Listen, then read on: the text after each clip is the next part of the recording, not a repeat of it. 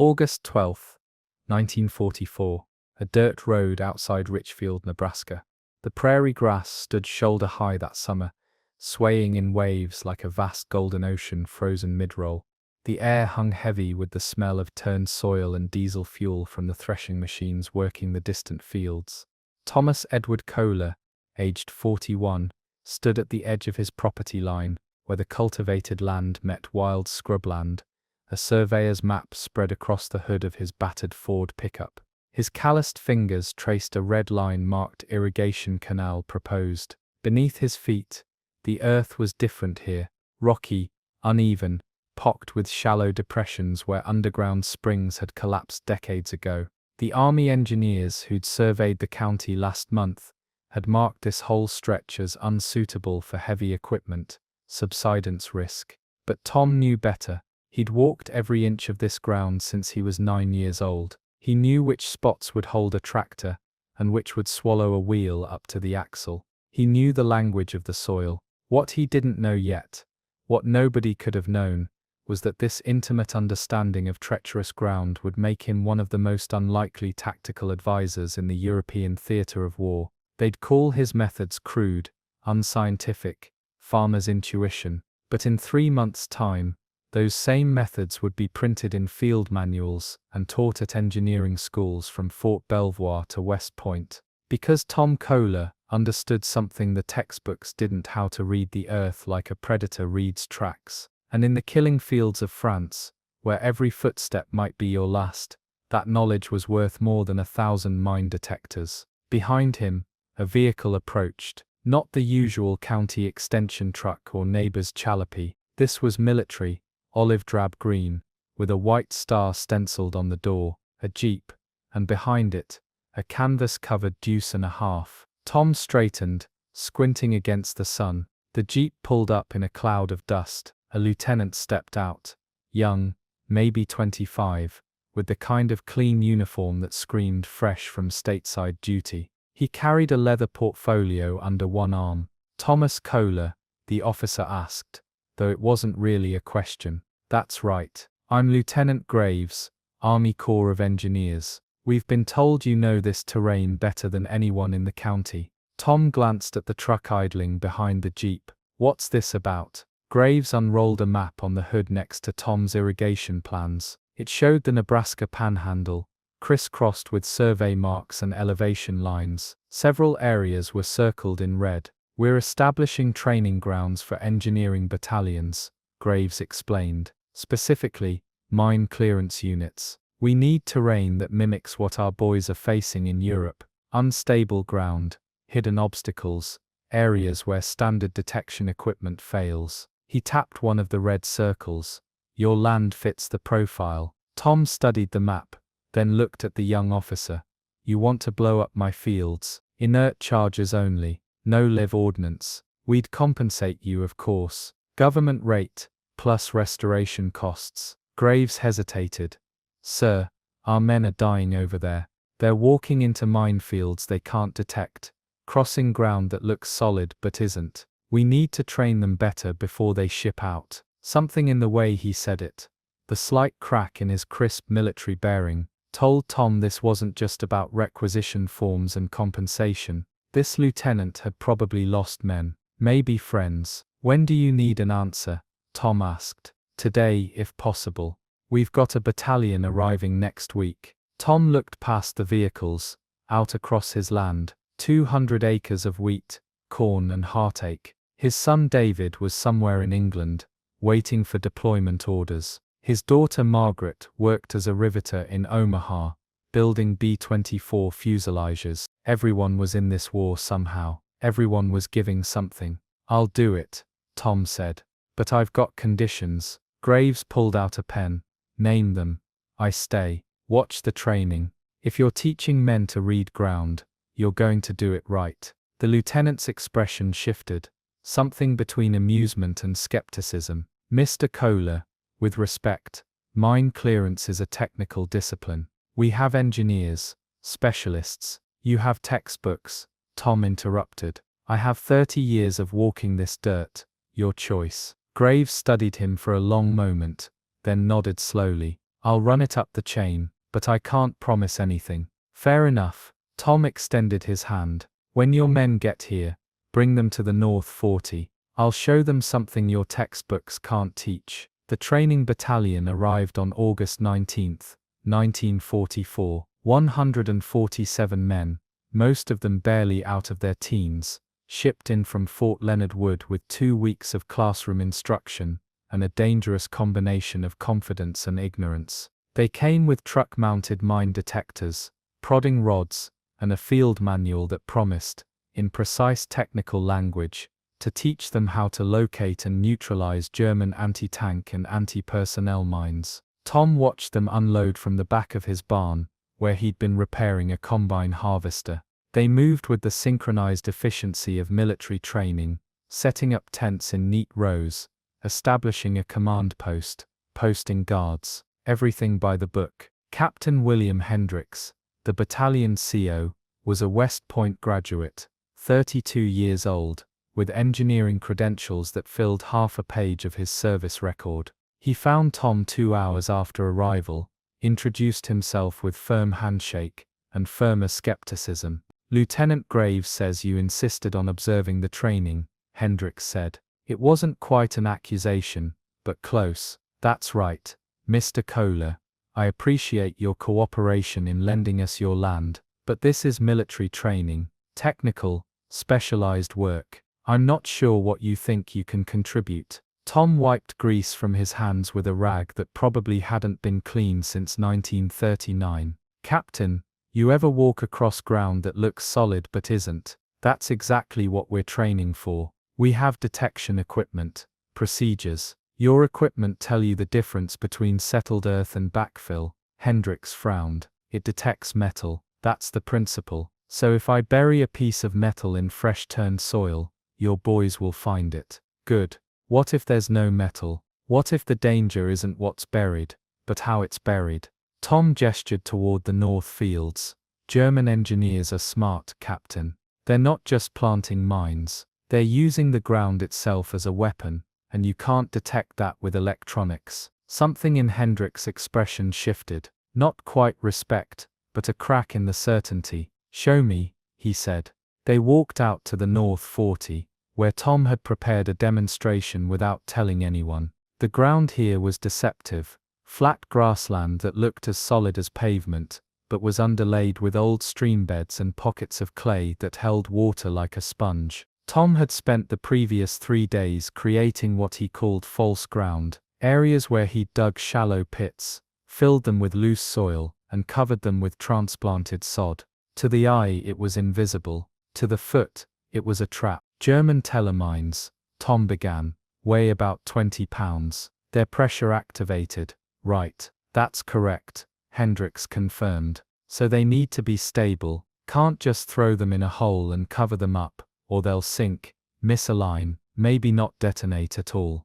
Tom knelt and ran his hand over the grass. Means wherever they plant them, the soil underneath has to be compact, firm, which means if you find ground that's been disturbed recently, dug up and refilled, that's where your mines are. We know that, Hendricks said, a bit defensive. That's in the manual. Is this in the manual? Tom stood and took 3 careful steps forward. Under his weight, the ground gave slightly, almost imperceptibly. He stopped. Feel that? Hendricks followed, stepped where Tom had stepped. His eyes widened. It's softer. Backfill.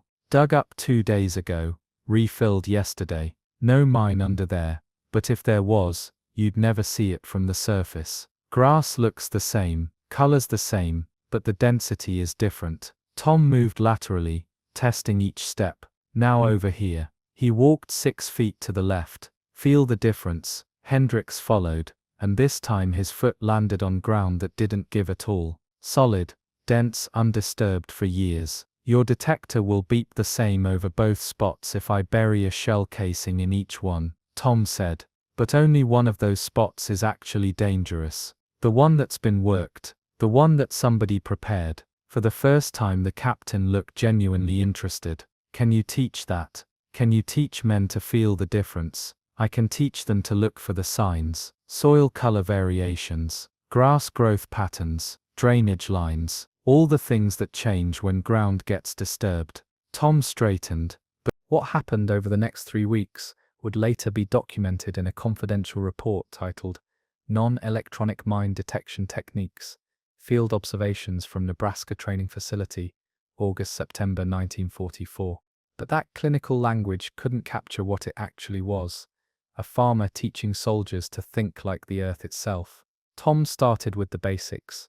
He took groups of 10 men at a time out to different sections of the property, areas he'd prepared with various types of false ground. No mines, but all the signatures of recently disturbed soil. First thing you learn, he told them, sitting on his haunches at the edge of a field, is that the earth has a memory. You dig a hole, fill it back in, the ground remembers. Maybe not forever, but long enough. He pointed to a patch of dirt that looked identical to everything around it. What do you see? The soldiers squinted, shrugged. Dirt, sir, one of them offered. Look at the grass, not the color, the height. They looked closer. It's taller, half an inch taller, Tom confirmed. Why? Because I dug this up 3 weeks ago, broke up the compacted soil, added organic matter from deeper down. Roots have more room to spread now, more nutrients, so the grass grows faster. He moved to another spot. Here the opposite, shorter grass, slightly yellowed. Why? You packed it down. Another soldier guessed. Close. I removed the topsoil, packed clay underneath, then replaced it. Clay doesn't drain well. Water sits near the surface. Grass roots stay shallow, plants stay stunted. He stood brushing dirt from his hands. Every mine that gets buried changes the ground. Compaction patterns, drainage, vegetation. You learn to read those changes. You don't need a metal detector for the first sweep. You know where to look.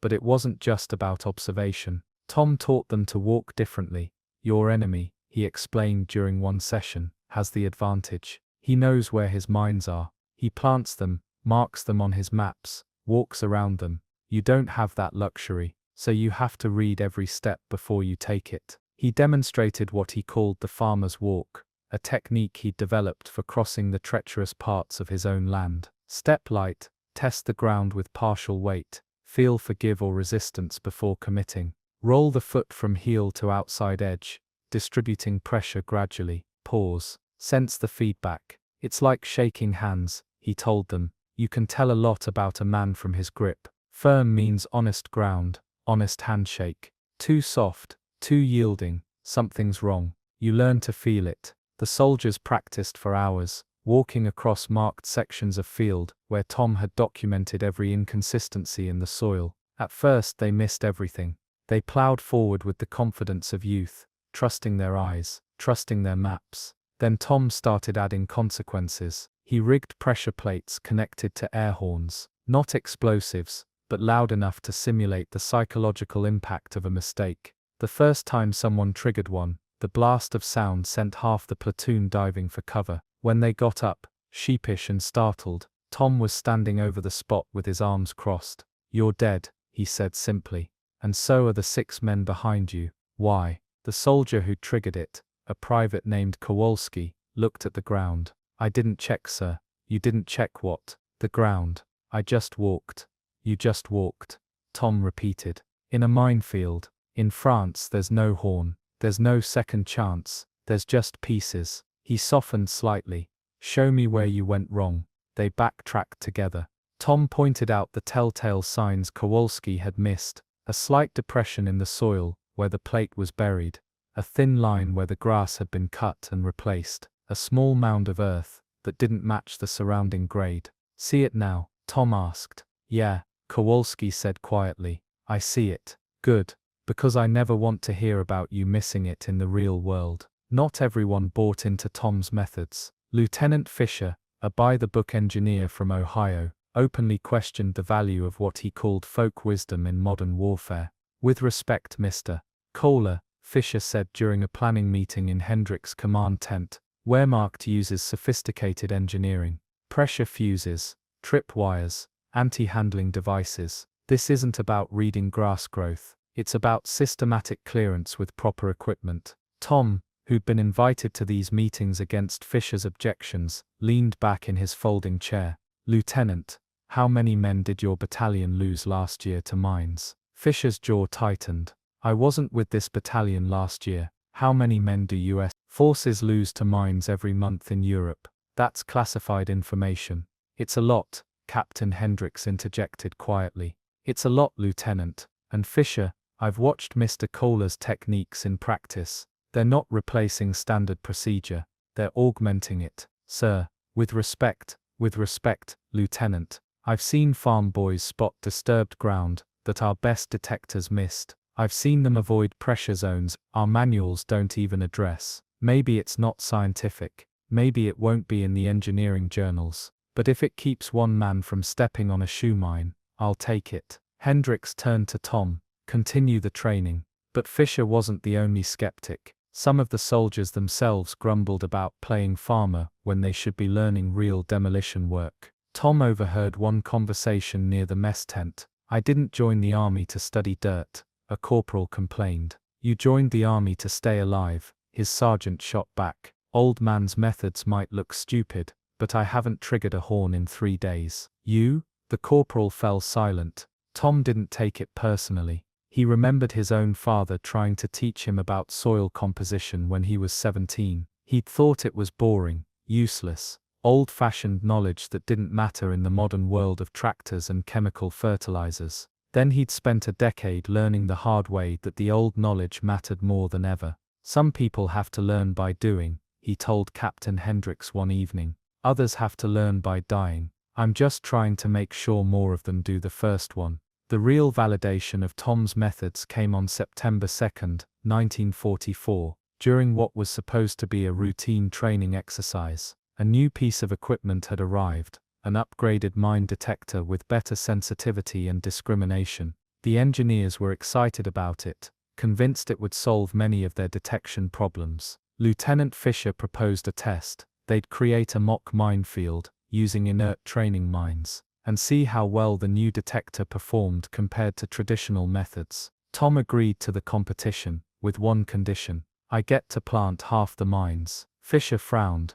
Mr. Kohler, you're not a combat engineer. No, but I know how your enemy thinks. He's not just burying mines. He's hiding them. Big difference. Reluctantly, Fisher agreed. They divided a 2-acre section of the North Field. Fisher and his team planted 20 training mines using standard German procedures documented in intelligence reports, carefully recorded positions, depths, and orientations. Tom planted 20 mines using what he called ground logic, placing them not in patterns, but in places where the earth itself would help conceal them. The next day, 2 teams swept the field. Team 1 used the new detectors, methodical grid searches, all the approved techniques. Team 2 used Tom's observation methods combined with basic prodding tools. Team 1, with their electronic equipment, found 17 of Fisher's mines and 12 of Tom's, 85% and 60% respectively. Team 2 found 19 of Fisher's mines and 18 of Tom's, 95% and 90%. The difference was striking. When Fisher examined the mines his electronic team had missed, he found something troubling. Several had been placed in areas with high mineral content in the soil, which created false positives on the detectors. The operators, overwhelmed by constant beeping, had eventually started ignoring certain readings, assuming they were geological interference. Tom's team had no such problem. They'd identified every disturbed area by visual inspection, then carefully probed each one. They missed only 2 mines total, both in locations Tom admitted he'd deliberately chosen to be nearly undetectable. The point, Tom said to the assembled soldiers that evening, isn't that detectors are useless. They're not. They're valuable tools. But they're tools, not magic. You can't just trust the beep and stop thinking. You have to use your eyes, your feet, your brain. The ground will tell you stories your machine can't hear. Lieutenant Fisher, to his credit, approached Tom privately afterward. I owe you an apology, he said. I thought this was superstition. It's not. It's observation. It's tradecraft. Tom shrugged. It's farming. But I reckon that's a kind of tradecraft, too. On September 18, 1944, the battalion prepared to ship out. They'd spent 4 weeks training on Tom's land, learning to read the earth like a language. Captain Hendricks presented Tom with a certificate of appreciation and a handshake that lingered a moment longer than regulation required. "We're better because of you," Hendricks said. "I don't know how to quantify that in a report, but it's true. Just bring them home," Tom replied. "That's all the thanks I need." 3 weeks later, he received a letter from his son David in England. It was short, as most letters were, censored by military intelligence, stripped of anything that might compromise operational security. But there was one paragraph that made Tom read it 3 times. "Dad, you won't believe this, but they've got us doing the strangest training before we go over. Some techniques from an engineering battalion that trained in Nebraska, would you believe it? They're teaching us to look at the ground differently, check for disturbed soil, drainage patterns, vegetation changes. All things you taught me when I was learning to run the plow. I thought it was just farm work. Turns out it might save my life." Tom folded the letter carefully and put it in his shirt pocket, over his heart. He didn't tell anyone about it. There was nothing to say that wouldn't sound like boasting, and he wasn't built that way. But that night, alone in his kitchen, with a glass of whiskey and the radio playing swing music from some distant station, he allowed himself a moment of something that felt like pride. Not pride in himself, but pride that the work mattered, that the knowledge mattered, that a farmer from Nebraska could teach the United States Army something it didn't know. The war was still far away, men were still dying, but somewhere in England, his son was learning to read the earth, and that might be enough to bring him home. In November 1944, a supplementary field manual was distributed to Army Corps of Engineers units deploying to Europe. Document number FM 531 Sup, Environmental Observation Techniques for Mine Detection Personnel, was written by Captain William Hendricks with technical consultation from civilian advisor T. Kohler, Nebraska agricultural specialist. It contained sections on visual identification of disturbed soil in various terrain types, vegetation analysis for recent earth disturbance, drainage pattern recognition, weight distribution techniques for crossing unstable ground, non-technical indicators of buried ordnance. It was dry, technical language wrapped around what was essentially Tom Kohler's farming knowledge, translated into military doctrine. The manual didn't mention bees or cornfields or the smell of prairie grass. It didn't talk about walking the same land for 30 years, until you knew every stone and depression. It reduced intuition to procedure, feeling to checklist. But it worked. Reports from the European theatre in early 1945 showed a marked decrease in mine-related casualties among units that had received the supplementary training. Not dramatic. War is never clean enough for dramatic improvements, but measurable. 3% fewer deaths, 5% fewer injuries. In raw numbers, that meant dozens of men who came home instead of being buried in foreign soil. Tom never saw those reports. He never received commendations or medals. His name appeared in exactly one document, a footnote in a military training manual that was declassified in 1982 and now sits in the National Archives, rarely consulted, mostly forgotten. What he did receive was letters, dozens of them, over the months and years that followed, from soldiers who'd trained on his land, from their mothers and fathers, from grateful families who'd heard that somewhere in Nebraska, a farmer had taught their sons to read the ground. One letter, from the mother of Private Kowalski, the young man who'd triggered Tom's air horn during training, arrived in March 1945. "Mr. Kohler, my son writes that he's alive today because of what you taught him. He was walking point in France when he noticed the ground looked wrong, as he put it, just a shade different than the surrounding area. He stopped his squad, called for engineers, and they found 3 telemines buried in sequence. He says he thought about you, about checking every step. I don't know how to thank you for giving me back my son." Tom kept that letter in a drawer with his important papers, the deed to his land, his marriage certificate, his father's will. He never showed it to anyone, but sometimes, on hard days when the farm work seemed pointless and the war seemed endless,